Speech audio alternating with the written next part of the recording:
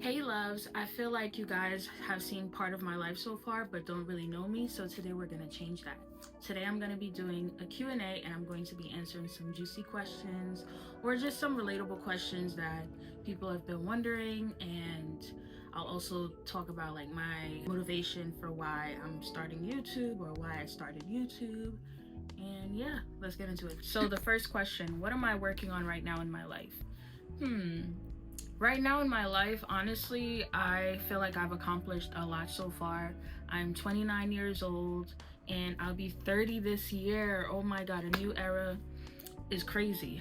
I bought my first house 2 years ago and I feel like I've worked my butt off. And now I'm just in a season where I just want to try new things, hence why I started my own YouTube channel. And I just want to explore like my likes and dislikes, because I feel like I'm still learning who I am, and I know that I have a creative side of me. It's just I'm trying to try different things, get into different hobbies to learn myself more and to really see like what is it that I really am passionate about. So right now that's really my main thing, is just working on being a better me. So next question is, what is the biggest beauty mistake that you've ever made? I know this one by heart. The biggest beauty mistake that I've ever made was to alter my eyebrows. So when I was like early teen, preteen, I got curious. I wanted to get my eyebrows waxed and stuff, but my mom didn't allow me to do that at that time. So I took it upon myself to take a razor blade and actually like, trim or try to like shape my eyebrows myself. And I accidentally cut too much on one side, the ends on one side too much, and then now I had like half an eyebrow. So my dumbass went on the other side of my face and tried to match up what I did over here to make it look identical. And then I just had skimpy ass eyebrows.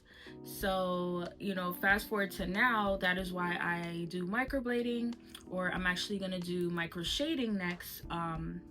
If you didn't get a chance yet, check out my laser removal video. I removed my old eyebrow tattoo so that I can prepare for my new micro shading eyebrows. So yeah, that's a beauty mistake that I've definitely made, and I kind of regret it because I love eyebrows. I love a good arched, thick shaped eyebrows, and yeah, so I messed that part up for myself. But hey, thankfully there is micro shading and microblading. So yeah. So this next question is a little personal, but the next question is, how did you meet your boyfriend? So I met my wonderful, fabulous boyfriend, I believe on Tinder back in 2019, and we just kick it off. We had a good time. We went on a couple of dates, and we actually recently reconnected, and now we're back on our journey of love. So, God, please make this be it. Make this be it. Please, Lord. But he's such a great guy, and yeah, we met online. So, I mean, there's a lot of assholes out there on Tinder or on dating apps in general, but don't knock it. You know what I'm saying? Like, keep trying. If you are looking for love, or even if you're not looking for love, you're just seeing what's out there. Like, I'm not a person that goes out often. So sometimes you do have to kind of get online and see what's there. So yeah, that's how we met, and we recently reconnected, and now we are together, hopefully forever. So next question, what is something that you will not tolerate in a relationship? So for me personally, from my experience as well, I will not tolerate disrespect. I will not tolerate cheating. I will not tolerate lying. Period. Have I ever been in a toxic relationship? 100% have. And I pray that I never experience that type of situation again in my life. I was never like physically abused, but I was emotionally abused. And I feel like I was financially abused too. Yeah.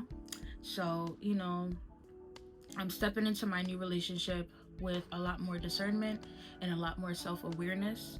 And I try to manage my tone and just try to be more observant and be more intentional in my current relationship, because I also have flaws that I may have contributed to my previous toxic relationship. So, like, I learned a lot from that situation, and I do not want to repeat the same mistakes. So I just move with discernment. And yeah. So, what is one thing you're trying to improve about yourself? So, I'm not gonna lie, I am a big procrastinator, okay? Capital P for procrastinate.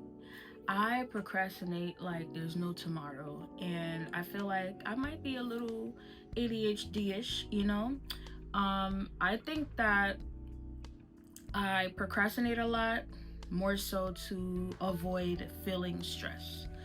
I feel like procrastination also ties in with being very passive and not making something of importance, even if it is, just to trick my mind into like not feeling like it's a task. So I carry this over with everything. Like when I was in school, I carried that into my assignments. I would literally do my assignment last minute, like the day it's due or hours before it's due. That's when I decide to do this long assignment, and I would do a good job. I would get a good grade. I know how to implement and do the things. It's just I don't want to, or I don't feel like it right now. But it's like, it's not just not feeling like it right now. I don't be feeling like it, period. But procrastination is a big thing for me, and I'm really trying to work on that, because man, I could be so further in life. I feel like, yes, I've accomplished a lot right now, but I feel like if I do become more disciplined in everything that I have planned for myself, I feel like I will definitely reach further in my life. And so it even took me a while to even start my YouTube channel. I've been watching YouTube since 2019, okay? Like, I've been watching YouTube for a long time, and I always wanted to do my own channel. Look at that, 6 years later, and I'm starting. Like, I've procrastinated all these years. I could have started. All them times I'm watching other people videos and getting an inspiration and motivation to do different things and try different things, like I could have been motivating somebody too. So here I am breaking that procrastination this year. I told myself I'm gonna step out of my comfort zone and I'm gonna get to work, okay? So yes, definitely, if you are in the same ballpark as me with procrastination, just try your best to create a task list. I know I write things down. I love my calendar, and I just try to go based off that so I don't feel overwhelmed. So definitely work on that too, girl or guy. So, have I ever outgrown someone I've loved? So absolutely 100% have outgrown people that I've loved before. And a quick summary of that is just, sometimes you have a vision for yourself and you have a lot that you want to accomplish personally, and naturally I feel like some people are just not a part of that journey for you or for me. So I feel like I have outgrown people naturally. Like, I've moved on to different jobs, I've moved on to different hobbies, different career path, whatever. And sometimes you just naturally grow apart from people. And you could try and try to get them back in your life, and it just never sticks. So a great example of this is I had a childhood best friend that I grew up with. We used to do everything together. When I migrated to America, when I was younger, in my youth, we were like legit sisters. Like, sometimes we would skip school together. Don't tell my mom. And she used to do my hair when I was going on my first date with a guy that I really liked. She did my hair, she did my makeup. Like, we were really sisters for real. And I feel like life just naturally broke us. Like, I remember we were in different grade levels at the time, different schools. She was in high school, I was still in like middle school. And so I remember she started changing. There was a girl that she got really close to in high school. And I guess, like, as we get older in our teen years, like, our interests change, our likes and dislikes, everything changes. We just evolve. And it could be a positive evolution or it could be going downhill. So I just feel like she went downhill. Well, I guess they started bonding because the girl was a little more like liberal in terms of like certain things. Like, she loved substance and smoking and all these things, and I was never into that. Like, I'll do hookah here and there, I'll drink here and there, but it's not like I don't bond with people over substance. I don't care that much, to be high or whatever. To each his own. So I feel like over time I saw her drifting away from me, and we started spending less time together. We started, fast forward to like, I think 2023, we had reconnected. And mind you, we were inseparable. Like, that was my best friend. Like, she knew everything down to the T. And we had reconnected in 2023. And I feel like she really was just struggling. You know what I'm saying? Like, I feel like as a young single woman, you have so much opportunity to like get a lot of shit done. You know what I mean? Like, yes, life is hard. Nothing is easy. I work hours and hours and hours to achieve what I've achieved now, but it's like, I feel like you really have a lot more time when you don't have like a bigger responsibility, such as like kids and a marriage and certain things. Like, you feel me? So it's like, how did you allow yourself to get this way? And I feel like sometimes substance can make you feel a little too lax and unmotivated to do better. You know what I mean? And for some people, it's the opposite way. Some people, they'll do substance and they'll have all these ideas and creativity and da-da-da. So everyone just operate differently based on, I guess, their goals or whatever. So yes, have I outgrown somebody that I love? I have. I wish her the best. I don't know where she is right now, but I love her still, and I do think about her from time to time. But it's unfortunate that we're just on different paths in life, and I reconnected, we lost connection again. So it's like, I feel like God is just telling me like, this is okay to just walk away. So have you ever ignored red flags? Yes. I have ignored red flags, and I think we all at this point in our life have ignored red flags before, and we know better. I know better.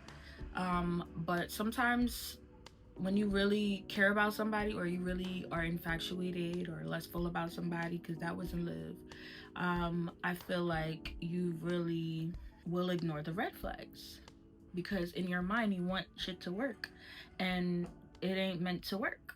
So what I'm referring to is, I don't even consider this a relationship. I don't count this as a relationship. There was a guy that I was talking to. I really liked him. The way we met was so spontaneous and so fairy tale-ish. And, he talked a good game. He seemed all honest. He was consistent in the beginning and all of that good stuff. And then, he had a kid. Once his kid was back in town, all of a sudden he gets all busy, and every excuse is about the kid. So I'm like, damn, you're the father of the year. You're the father of the year, okay?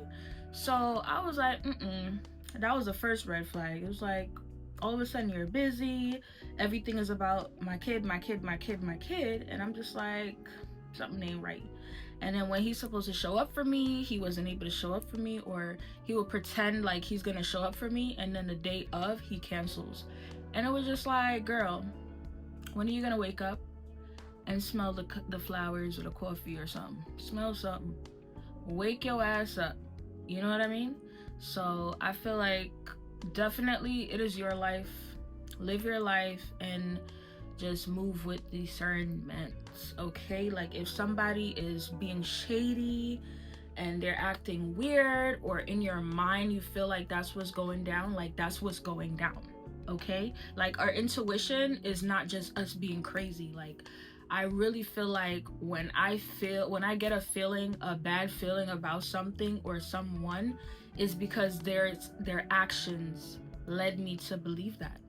I don't just make shit up.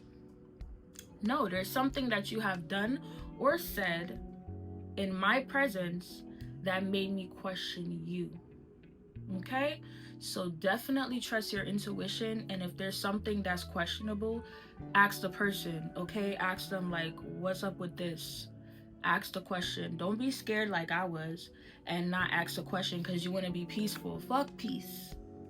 Well, don't fuck peace, but you know, like respectfully, what's going on? Yeah, what's going on? So why did I start YouTube? I started YouTube because I was inspired by all the other YouTubers that I've been watching all these years.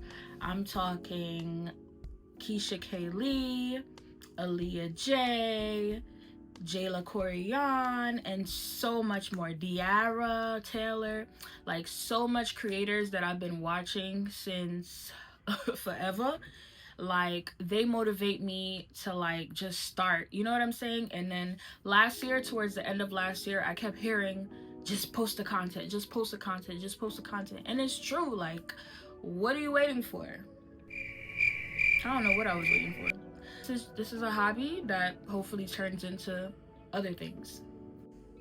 So this next question is actually a really good one. So it's, where do I see myself in the next 2 to 3 years? And honestly, I see myself advancing in my career. I see myself being married and having beautiful, healthy babies with my husband. And I see myself just thriving overall, health-wise. I just want to be good. I just want to win. I want you to win too. But I definitely see myself winning. I am an ambitious person. My biggest turn off, bro, my biggest turn off is stank ass breath. Because why your breath stink? There's so many things out here to help your breath not be stink. Why are you in people's faces talking and breathing hot air with stinky breath? Like, I'm sorry. Friendships, if my homegirl breath stink, baby, I'ma pull you to the side and let you know, like, yo, something ain't right and we gotta fix it. Yeah, we gotta fix it. Next question is, what does your dream life look like? So, my dream life pretty much looks like me being healthy, having the optimal health, me and my family, making money, having happiness and contentment in my career choices and hobbies, and just overall thriving in everything that I set out to thrive in. But yeah, my dream life looks like me just, you know, renovating my house. I have so many goals for this house that I live in, and I just have so many different projects that I have to work towards, but I ain't got the money yet, so we still working. But it gives me something to look forward to. Every day that I get up to go to work, it really gives me something to look forward to. Like, okay, this is why I'm working so hard. Having great community, great friendships, great relationships, great positive people around me, that is what will make my life be great. Oh, what is my goal with my channel? So my goal for my channel is pretty much to just grow as a content creator. You know, just try different avenues. Like, as you can see, if you've been watching my videos, I do a little bit of cooking, I do traveling, I do beauty, I do vlogs, lifestyle vlogs. So like, I'm all over the place, but not necessarily. I know people always like say like, pick a niche, pick a niche, pick a niche, okay, I can't say that fast. Pick a niche, pick a niche, pick a niche. But it's like, I don't know, I'm interested in everything. And being new to content creation, I feel like sometimes you just gotta dip and dab into different things and something will stick. Eventually, when you make content, I feel like something will stick. Like, there's gonna be a particular thing that is more interesting to me that I might gravitate to naturally. I just want it to be all natural, you know? So right now, I just do a combination of whatever I want to do, and I'm just having fun. Literally just having fun. I'm not thinking too hard and driving myself crazy with this stuff. I'm just having fun and enjoying my new hobby. Yeah. Next question is, what keeps you motivated even though you have low views? So listen, the way I look at things and the way others might look at things is different, right? So right now I have 119 subscribers. I imagine myself being in a room with 119 people. I don't know about you, but 119 people is a lot of people to be talking to. So that's how I look at this. Like, every subscriber, even if it's one new subscriber, is a big deal to me, and I just enjoy that. I celebrate every new subscriber. If I get 5 subscribers for the week, that's a big deal. That's 5 people that thought I was interesting or cool or wants to stick around and see what I have to offer or be friends, you know? Like, so I stay motivated because, for one, this is something that I'm actually interested in, and this is something that I chose to do. I'm not forced to do this. So that's just motivation within itself, is just to document my life. That's essentially what this is. I'm documenting my life. I'm sharing what I want to share, and I'm hoping to get like new ideas from other people, like from you guys, if you subscribe or you comment. And you know, like, you can always learn from other people. I'm always open to learning from other people. Last question is, how do you handle comparison? So I don't really do the comparing thing with my life, honestly. I watch people. I am motivated by a lot of things I see on the social media. But in terms of comparison, like, a lot of people, you don't know how they got what they got. You don't know what sleepless nights they had. You don't know what they got going on. So I don't compare myself. I know I personally have accomplished a lot for myself, so I just stick to that. I stick to what I know, and I do not compare myself. I just know that with consistency and time and God, things do work out in our favor. So that's what I'm leading with. That's how I'm flowing. I'm not comparing myself to creators who've been in this field for a decade plus. Like, so this wraps up the end of my Q&A. I feel like you guys have gotten to know me a lot. I answered a lot of questions. I could always do a part 2 if you guys are interested. You can leave a comment down below. And yeah, welcome to Life of Shells. If you're new here, subscribe. Don't forget to subscribe. Check your girl out and join me on this journey to content creation, okay? So yeah, I'm out. Bye.